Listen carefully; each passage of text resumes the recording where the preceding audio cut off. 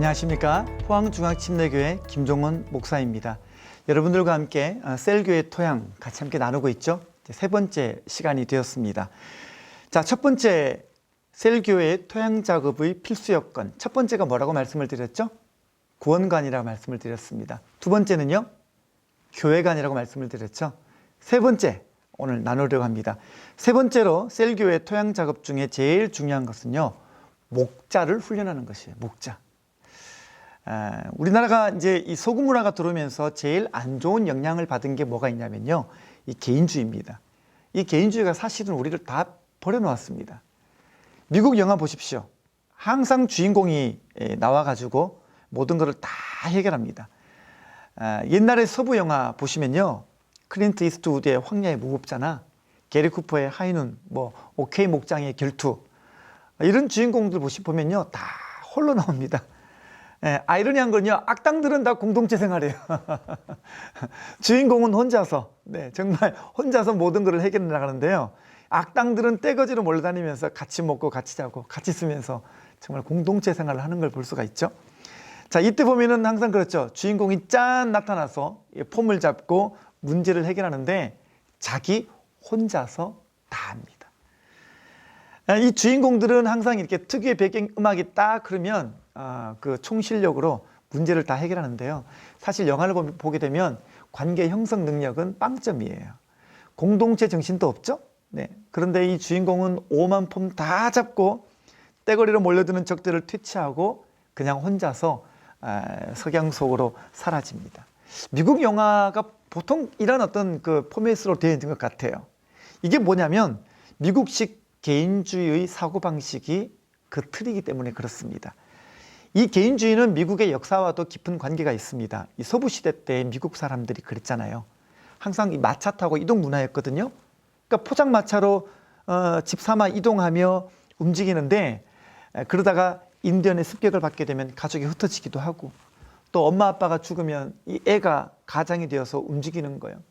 이래서 새로운 마을이 형성되었다가 저기에 금광이 발견됐다 그러면 또 우르르 몰려가서 마을이 형성되고, 또 저기에 뭐가 있다 그러면 우르르 몰려다니고, 이 100년 가까이 되는 반복되는 서부 개척사가 그러했었거든요. 그러니까 미국 역사를 보면요, 이렇게 금방 만났다가 헤어지는 사람들에게서 관계성을 기대하기가 거의 불가능한 것이었습니다. 그래서 미국의 그 개인주의 역사는 바로 이러한 미국의 과거 역사와 맥을 같이 합니다. 여기서부터 미국의 개인주의가 시작된 것이죠. 다른 사람 필요 없다라는 거예요. 내 일은 내가 알아서 한다. 나 혼자가 더 편하다. 이겁니다. 그러니까 지금 이렇게 흥행하고 있는 미국의 많은 영화들 보십시오. 다이하드라든지 람보, 아이언맨, 스파이더맨, 다 혼자 사는 거거든요. 이게 특징이 있어요. 싸움은 잘하는데 상사와 동료와의 관계 형성 능력은 빵점이에요. 그쵸? 어벤져스? 그쵸? 어벤져스가 물론 합동되는 것 같지만요, 그 안에서도 얼마나 관계 형성을 못해가지고 트러블이 생겨납니까? 반대로 동양 좀 보겠습니다. 동양은요, 이 셀사역은 동양 문화가 더 이점이 많은 것 같아요. 유교권에서는 옛날부터 삼강오륜이 있어 왔거든요. 이게 동양 철학의 포인트입니다. 이게 동양 철학의 포인트가요, 관계 중심이거든요. 삼강오륜 보십시오. 동양 철학의 뿌리거든요. 부자유친, 군신유의, 부부유별, 장유유서, 부무유신. 이게 전부 다 관계성으로 설명되어지는 단어거든요. 아버지와 아들과의 관계성, 임금과 신하의 관계성, 부부의 관계성, 어른과 아이의 관계성, 친구 간의 의리라는 관계성, 이게 뭐든지 이게 다 관계성으로 다 묶여 있거든요. 그러니까 이 참지 않으면 그 복잡한 관계성 속에서 살아남을 수 없기 때문에요, 오래 참는 거예요. 그래서 이 셀교회는요, 사실 동양 사람이 더 잘 이해하고요, 더 잘하게 돼 있습니다. 근데 이 교회 안에 이 개인주의, 이 신앙이 들어오니까 어떻게 되겠습니까? 그러니까 오늘날 교회 보면요, 이상한 신앙이 많아요. 주여 주여는 잘하는데, 방언은 기가 막히게 잘하는데, 목소리 큰 거 보면요, 믿음 좋은 것 같은데 삶이 엉망인 거예요. 그래서 세상 사람들에게 이제 기독교인들의 이미지를 물었더니 설문조사 결과 이 86%가요, 신앙과 삶의 불일치가 제일 싫다라고, 교회 가기 싫은 이유 첫 번째가 그거라고 말하고 있습니다. 여러분, 교인들이요, 교회당에서의 모습과 평소의 삶의 모습이 너무 다르다는 거예요. 그러니까 불신자들이 그러는 거죠. 예. 야, 니하고 다른 게 뭐냐? 차이가 뭐 나냐? 네가 보면 나보다 더 있으면 더 했지. 술 먹을 거 다 먹고, 담배 필 거 다 피고, 사기칠 거 다 치고, 거짓말 네가 제일 잘하고, 그러다가 교회 가가지고 눈물 흘리면서 나 같은 죄인 살리신. 이러니까 역겹다라는 거예요. 여러분, 이게 왜 그럴까요? 교회 안에서 신앙을 글로 배워서 그래요. 나 혼자 그냥 혼자 알아서 대충 통밥 신앙으로 배워서 그런 거예요. 여러분, 그래서 신앙은요, 절대로 혼자는 못해요. 혼자서 신앙생활은 만들어지지가 않습니다.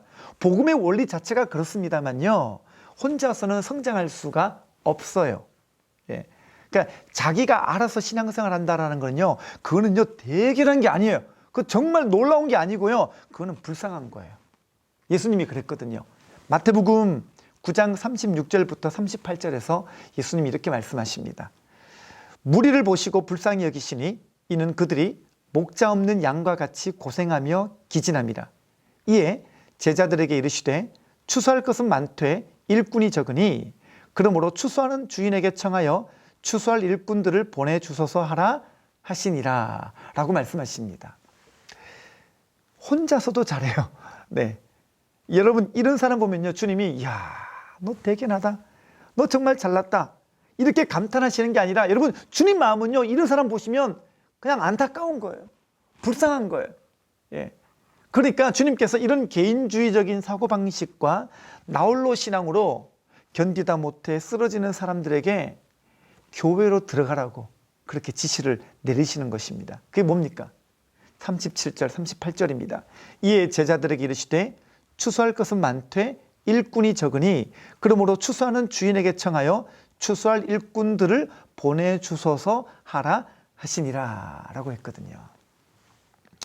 여러분, 예수님은요, 사람들을 딱 보고서 이 목자 없는 양 같은 모습에 너무너무 mamap하셨습니다. 그래서 예수님이 딱 서서 뭐라고 말씀하셔요? 야, 내가 너희들의 목자가 되어줄게, 나를 따르라, 그렇게 말씀하셔야 될 것 같은데 오늘 말씀에서 뭐라 그러죠? 그렇게 말씀하시는 게 아니라 추수하는 주인이 추수할 일꾼을, 목자를 달라고 기도하라고, 그걸 기도하라고 말씀하고 계시는 겁니다. 우리는요, 보통 신앙을 어떻게 얘기해요? 예수님 보고 신앙생활 하는 거야, 예수님 따라가면 되는 거야 라고 말을 하죠. 근데 오늘 읽은 이 본문에 보니까 예수님은 뭘 기도하라 그러시죠? 목자를 달라고 기도하라고 하십니다. 예수님을 닮는다. 여러분, 이것도요, 참 추상적이고 비현실적인 말입니다. 여러분, 구체적으로 예수님을 닮는다라는 것은요, 이런 의미예요. 그가 보낸 사람을 통해서 예수님을 배우는 거예요. 예수님께서 왜 이런 말씀을 하셨냐면요, 그 당시 이스라엘은 종교 국가였거든요.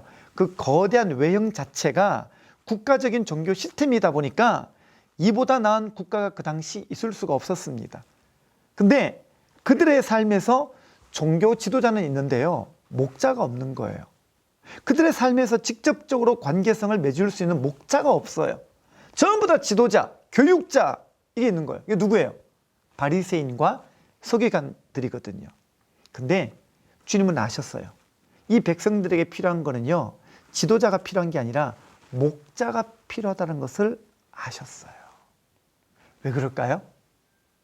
여러분, 종교 지도자들과 목자와의 차이가 뭘까요? 여러분, 종교 지도자는요, 기능적인 사람이에요. 기능적인 사람. 근데 목자는 관계성의 사람이에요. 다르잖아요.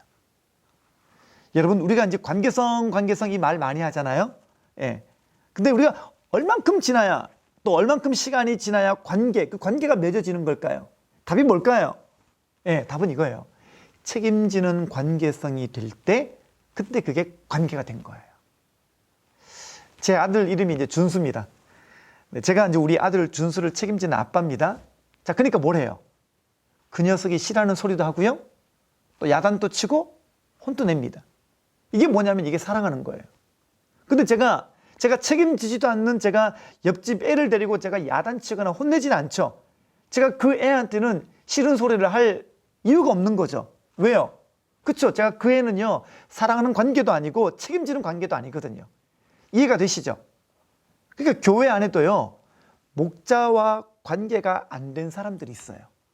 교회 와도 사람과 관계가 안 된 사람들, 소위 말하는 교회 내에서 그 신사숙녀 관계, 신사숙녀 여러분 안녕하십니까? 이 수준인 거예요. 교회 오면요, 항상 신사숙녀 관계인 거예요. 신사숙녀 여러분 안녕하십니까? 안녕히 가세요. 다음 주에 또 뵙겠습니다. 여러분, 이런 사람한테는요, 목자가 말을 못 하거든요. 그렇죠? 분명히 주님의 뜻이라고 확인되는 부분이 있는데도 말을 못 해주는 거죠. 왜냐하면 상대방이 싫어하는 소리를 못 하는 거예요. 여러분, 목자가요, 여러분들에게 싫어하는 소리를 하지도 않고 야단 한 번도 안 친다면 그거는 관계가 안 된 거예요. 어떤 사람은 뭘 사주고 뭘 먹여주고, 식당 가면 돈 쫙 지갑 열어서 돈 딱 쓰는, 뭐 전화 연락 한 번 더 해주고 카톡 한 번 더 해주는 관계, 그게 관계인 줄로 착각하시는데요. 그 관계 아니에요. 그것보다 더 중요한 건요, 책임지는 관계예요. 아비의 마음을 갖고 어미의 마음을 갖고 그 사람의 인생에 개입하는 사람, 그게 진정한 목자인 것입니다. 그래서 관계는요, 책임지고 사랑하는 관계지 뭔가 친숙하고 많이 먹여주고 재워주는 걸로 보면 안 되는 것입니다. 신사숙녀 여러분, 안녕히 계세요. 안녕히 가십시오. 다음 주에 봐요. 그렇게 해서 뭘 보겠습니까? 여러분, 매일 봐야죠. 평소에 평일날 봐야 그 사람의 진짜 모습 보는 거잖아요. 일주일에 한 번 공식적인 얼굴로 보는 그런 예배, 그런 프로그램 안에서요, 그 사람의 뭘 볼 수가 있겠습니까? 내면 못 들여다봅니다. 그 사람의 믿음이 어떻게 생겼는지 알 길이 없는 겁니다. 그래서요, 신사숙녀 관계가 이게 교회 안에서의 모든 사람들의 관계성을 말하는 것이 되면 안 됩니다. 그런 관계로 매주마다 모여서 예배드리고 일주일 동안 흩어지면요, 관계성 없이 살다가 또 모여서 예배드리고 흩어지고 의미가 없는 것이죠. 여러분, 교회가요, 진정으로 예수님 말씀하신 것처럼 이에 제자들에게 이르시되 추수할 것은 많되 일꾼이 적으니 그러므로 추수하는 주인에게 청하여 추수할 일꾼들을 보내주소서 하라 하시니라 그랬습니다. 무슨 말이에요?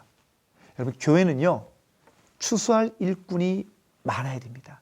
이 추수할 일꾼, 손으로 받아내는 그런 일꾼이 많아야 되는 거예요. 아비의 심정으로, 어미의 심정으로 정말 양들이 믿고 따라갈 만한 그런 목자가요, 많아져야 되는 것입니다. 그런 목자는 없고 다 종교 지도자만 있으니까 주님은 이런 목자, 이런 추수할 일꾼을 달라고 기도하라고 하시는 것입니다. 여러분, 그래서 목자가 너무너무 중요한 거예요. 교회를 세우는 토양의 세 번째로 제가 목자를 드는 이유가 여기 있는 것입니다.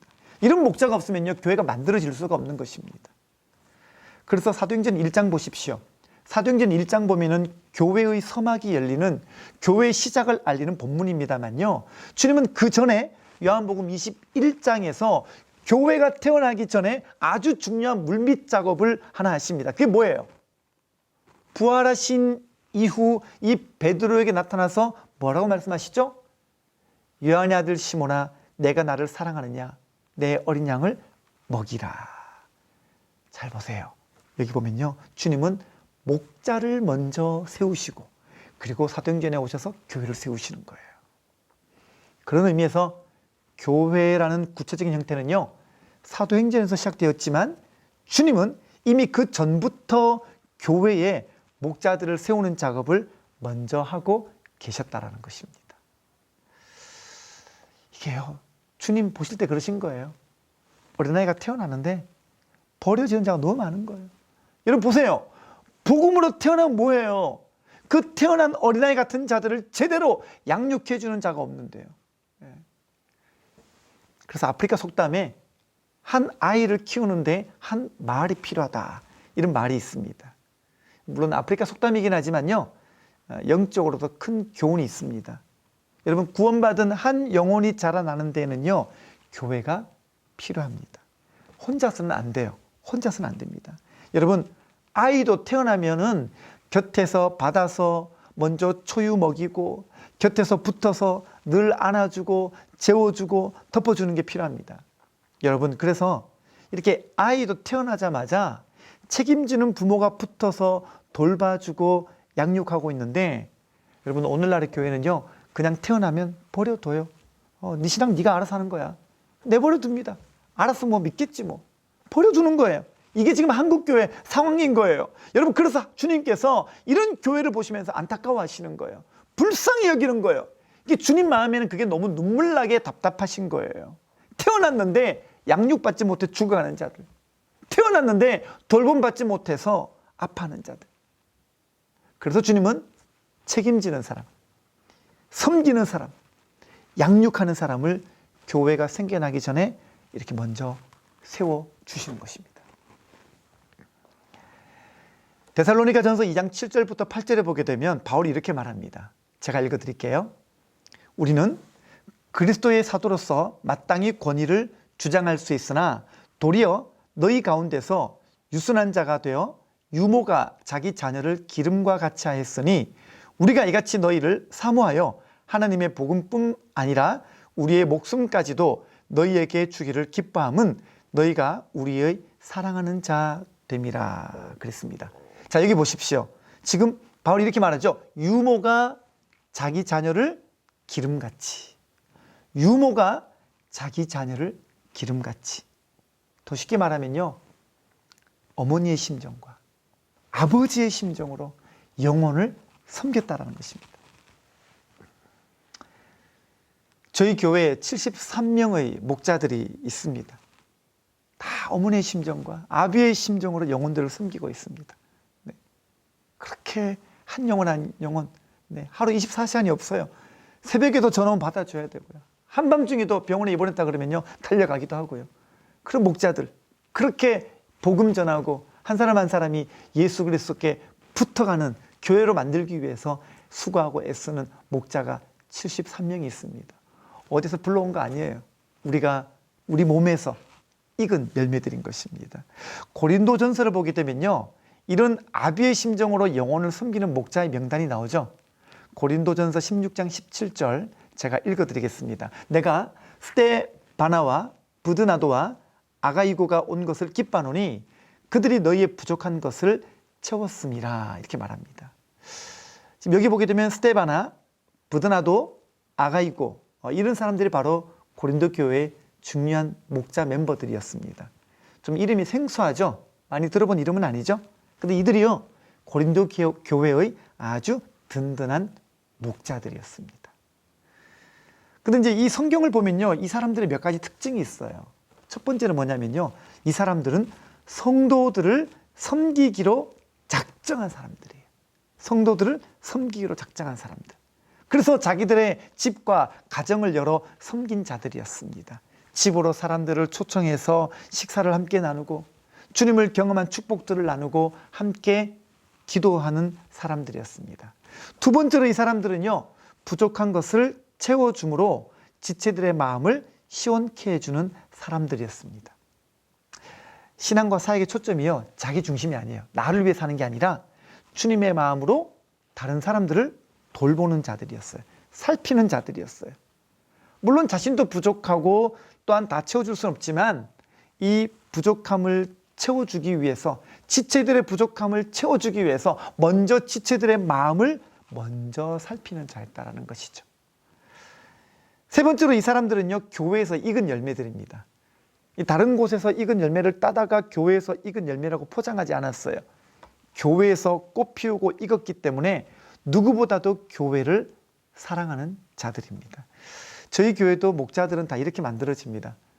저희 교회 목자들은요, 이렇게 교회에서 구원받고 교회에서 양육받고 자라서 교회를 사랑하기로 결단한 사람들, 그래서 목자로 세워집니다. 우리 교회 목회자도 마찬가지입니다. 우리 교회에서 꽃 피우고 익은 사람이어야 됩니다. 다른 데서 데려와서 목회자를 삼는 게 아니라 우리 교회에서 익어야 됩니다. 그래서 몸이 인정하는 사람이 목회자가 되는 것이죠. 목자도 그렇고 목회자도 그렇고, 네, 다 그렇습니다. 다른 교회에서 무슨 파라처치 그룹에서 이렇게 간사하고 왔다, 심지어는 다른 교회에서 전도사까지 하고 와서도 저희 교회에서는요, 계급장 다 뗍니다. 그리고 교회를 처음부터 배워요. 그래서 교회에서 이거 열매를 맺을 때까지 지켜봅니다. 저희 교회 73명의 목자들이 이렇게 구원관이 확실하고 교회관이 확실하고 교회의 익은 열매로 잘 키워져서 이렇게 세워졌습니다. 지금 현재 인턴 목자가 또 19명이 훈련받고 있는 중이고요.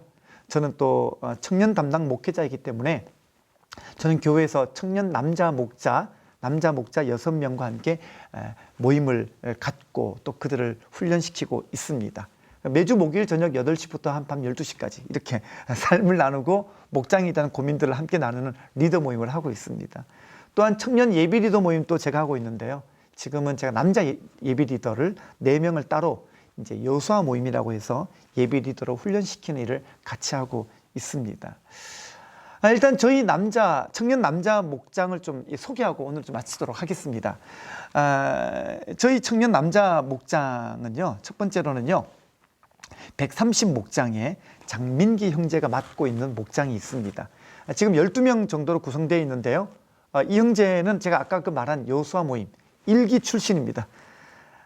지금 이 형제는 아주 그냥 생생한 20대 초반 남자 아이들을 맡고 있는데 이 형제는 의외로 되게 부드러운 리더십으로 잘 이끌어가고 있습니다. 제가 이 형제를 이제 여수아 모임 때 이렇게 만나서 지켜보면서 좀 걱정됐던 부분이 뭐냐면 약간 그 사람 기질적인 면에서 좀 우유부단한 면이 많아서 목장에 목자를 맡으면 잘할 수 있을까 염려를 많이 했는데 지금 보니까 이 우유부단한 면이 이게 부드러운 면으로 장점이 되어서 이 거칠고 이제 싸가지 없는 그 20대 초반 아이들을요 확 사로잡아서 잘 끌고 가고 있습니다. 두 번째 131목장은요 우리 김성진 형제가 맡고 있는 목장입니다. 지금 15명으로 구성되어 있는데요. 이 목장의 목자인 김성진 형제는요 자기가 이 포항중앙 침례교회를 평생교회로 정하고 이 교회에 헌신하기 위해서 먼저 목사님을 찾아갔어요. 목사님, 저 직업 뭘로 할까요? 목사님이 정해준 직업 그거 하겠습니다. 그래서 목사님이 그래? 그럼 너 물리치료사 해라. 그래가지고요 물리치료사 자격증을 따고 지금 병원에서 물리치료사로 지금 일하고 있는 형제입니다. 지금 열심히 교회를 잘 섬기고 있고요. 목장 안에 이렇게 양들을 잘 돌보고 있는데요. 이렇게 뭐 의도적인 건 아니었는데 이 목장에 가만히 보니까 부모가 좀 이혼한 형제라든지 가정적으로 아픔 있는 형제들이 많이 갔더라고요. 이렇게 나중에 좀 보니까 왜 이렇게 이쪽으로 많이 갔지? 근데 그것도 하나님의 뜻이더라고요. 원래 이 성진 형제도 이런 가정적인 아픔을 겪었었던 과거가 있는 형제였었어요. 근데 지금은 예수 그리스도로 말미암아 잘 극복되어져서 아주 건강히 잘 자랐기 때문에 아무튼 이 형제가 워낙 신실하게 지체들을 잘 다루고 있다 보니까요. 뭐 웬만한 가정적으로 아픔이 있는 양들이 그 형제한테는 찍소리를 못 내는 겁니다. 그래서 지금 아주 디테일하게 그런 아픔이 있는 지체들, 가족의 상처가 있는 형제들을요, 자기의 어린 시절을 잘 설명해 주면서 그 가운데 예수 그리스도로 이렇게 치유가 되고 이렇게 회복될 수가 있다는 것을 잘 가르치고 있는 형제입니다. 세 번째 132목장 이육진 형제가 맡고 있는 목장인데요. 지금 13명으로 구성되어 있습니다. 이 형제는요, 열심히 보통이 아닙니다. 보통 다혈질들이 열심히 대단하잖아요. 본인도 직장을 갖고 있을 때 그때 진주에도 양들이 있고 대전에도 양들이 있고 뭐 대구에도 양들이 있는데요. 자기가 출장 가면 출장 갔다가 저녁 시간에 그렇게 진주도 가고 막 대구도 가고 대전도 가고 얼마나 잘 달리는지 이 형제가 차를 샀는데 새 차를 사고 몇 달이 안 돼가지고 키로수를 보니까 벌써 5만 킬로를 탔더라고요. 보통 열심히 아니죠, 그죠? 이렇게 지체들을 섬기고 있습니다. 네 번째로 133목장에 손요한 형제가 맡고 있는 목장이 있습니다. 지금 10명으로 구성되어 있습니다. 이 형제는 지금 요양병원에 총무과에 있으면서 양들을 잘 섬기고 있습니다. 이 형제는 처음에 우리 교회에 왔는데 처음 올 때는 그냥 친구 따라 놀러 왔어요. 근데 복음 듣고 예수님 믿어가지고 지금 이렇게 목자까지 되었습니다. 자라온 배경에는 좀 부모님으로부터 받은 상처가 큰 형제인데 예수님 믿고 나니까 이게 다 바뀌어버렸어요. 상처가 다 치유되고요. 그래서 얼마나 교회를 잘 섬기고 있는지 모릅니다. 그래서 그 목장에 좀 이렇게 센 놈들을 좀 많이 보내줬어요. 제가 가끔씩 이런 표현 쓰는 거 양해를 바랍니다. 근데 보내줬는데 정말 어떤 애들이 가도 이렇게 예수님 믿는 게 뭔지, 인생이 바뀌어진다는 게 뭔지 이거를 딱 이렇게 이 형제를 통해서 잘 배우고 있는 중입니다. 다섯 번째로 134목장의 김은국 형제가 맡고 있는 목장입니다. 14명으로 이렇게 구성되어 있는데요. 이 형제는 보험회사에 근무를 잘 다니고 있다가 목회자의 소명을 주셔서 지금 신학대학원을 다니고 있습니다. 전에 이 보험회사를 근무한 적이 있어서 그런지 사람을 잘 다뤄요. 희한한 게 그 목장에 가는 양들은요, 누구나 다 이 형제에게 잘 달라붙어요. 벌써 지금 14명이나 되어서 곧 분가를 해야 되는데, 지금 아직 이렇게 목자감이 없어서 지금 제가 많이 고민 중입니다. 여섯 번째로 135목장의 이은신 형제가 맡고 있는 목장입니다. 지금 13명으로 구성되어 있는데요. 이 형제는요, 이 다른 교회에서 이 전도사를 하다가 온 형제예요. 근데 아시다시피 이 다른 교회에서 전도사 해도 저희 교회에 오면은 계급장을 다 뗀다고 말씀드렸잖아요. 이 형제가 정말 그렇게 했어요. 저희 교회 오면서 밑바닥부터 처음부터 다시 했어요. 전도사 계급장 다 떼고 몇 년을 직장 구해서 다니다가 교회를 잘 배우고 이제는 저희 교회에서 인정을 해서 신학대학원을 보내서 지금 2학년 과정을 밟고 있습니다. 그래서 이제 가끔씩 청년 남자들 올 때 다른 교회에서 한 가닥 했다 이런 형제들을 좀 그 형제에게 많이 붙여줍니다. 그러면 이 형제한테서 붙여진 양들은요, 딴 데서 뭘 하고 왔든지 간에 그냥 다시 처음부터, 이 형제가 그렇게 살았으니까 처음부터 다시 제대로 똑같이 계급장 떼고 복음부터 시작해서 교회를 배우고 이 형제를 통해서 많은 형제가 지금 교회에서 잘 익어가고 있는 중입니다. 자매 목장까지 소개하려니까 너무 시간이 없네요. 자매 목장 또 8개 목장이 있는데요. 역시나 똑같습니다. 동일한 형태와 동일한 고백과 그런 내용을 가지고 이렇게 가고 있는 중입니다. 다음에 저희 교회를 전반적으로 소개할 때 이런 더 깊은 내용들을 가지고 좀 만나 뵙도록 하겠습니다. 정리하겠습니다. 교회는 목자를 세우는 일이 너무너무 중요합니다. 교회 지도자가 아니라 영혼을 받아내는 그 아비의 심정을 가지고 영혼을 위해서 살아가는 그런 목자가 많아져야 건강한 교회가 됩니다. 그래서 저에게 담임 목사님의 아주 사역의 1순위도요, 목자 키우는 겁니다. 목자 양육하는 것, 목자 만들어내는 게 너무너무 중요한 걸로 그렇게 사역을 하고 계십니다. 정말 이 목자가 건강해지니까요, 교회가 건강해집니다. 여러분, 이 목자들이야말로 진정한 교회의 토양이라는 것을 잊지 않으셨으면 좋겠습니다. 강의 여기까지 마치도록 하겠습니다. 그동안 수고 많으셨습니다. 감사합니다.